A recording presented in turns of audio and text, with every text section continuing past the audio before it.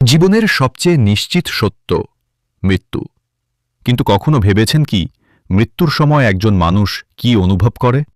রাসূলুল্লাহ সাল্লাল্লাহু আলাইহি ওয়াসাল্লাম বলেছেন, যখন একজন মুমিন মৃত্যুর মুখোমুখি হয়, আকাশ থেকে ফেরেশতারা নেমে আসেন, তাদের চেহারা হয় উজ্জ্বল, হাতে থাকে জান্নাতের সুগন্ধি ও কাফন।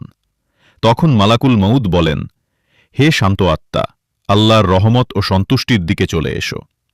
আর আত্মা শরীর থেকে বেরিয়ে আসে পানির ফোঁটার মতো সহজে।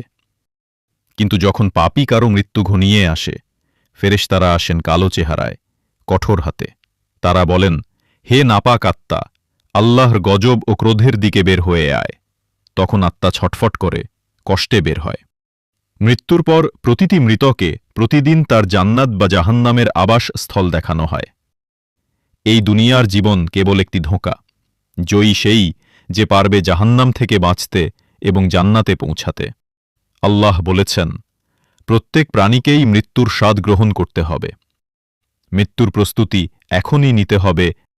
নেক আমল, দান, আত্মীয়তার সম্পর্ক বজায় রাখা, এসবই রক্ষা করবে আপনাকে খারাপ মৃত্যু থেকে। মৃত্যুকে ভয় নয়, তৈরি হন সফল এক শেষ যাত্রার জন্য।